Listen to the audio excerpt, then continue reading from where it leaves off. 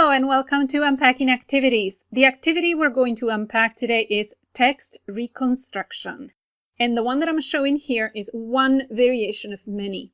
In this case, students need to put each of these sentences listed here in their corresponding spots within the text itself. Another variation, probably for higher level students, would be to put the learners in charge of writing the sentences. So you tell students to write one more sentence for each paragraph, and then other students need to decide where those sentences would go best. Another possible variation of text reconstruction is what is sometimes called discourse scramble, or putting things in order. Students can put in order dialogues, so you cut up the dialogue into little strips of paper, and then the students have to put it in order.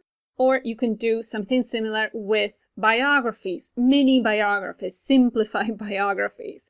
And the students need to put the events in chronological order, or the sentences in a logical order. And something else the students can put in order is instructions. For example, steps to complete a recipe, or directions to get from one place to another place.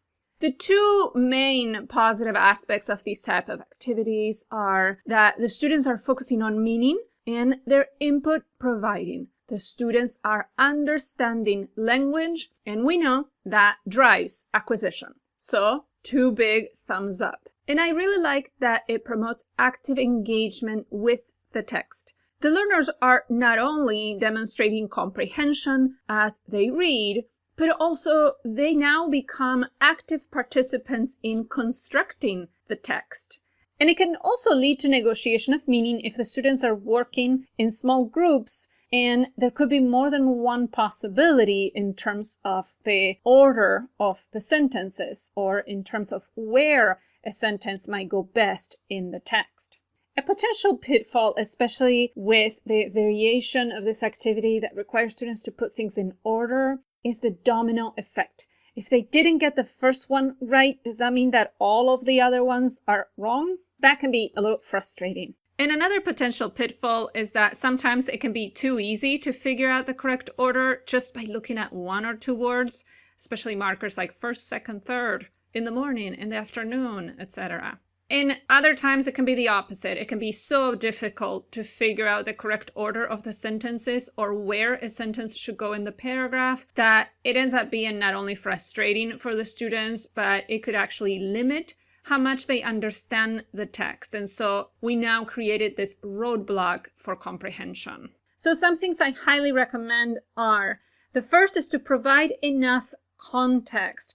Don't put too many blanks too close together. And the sentences that they have to put in order should give enough information for the students to be able to decide what the correct order is.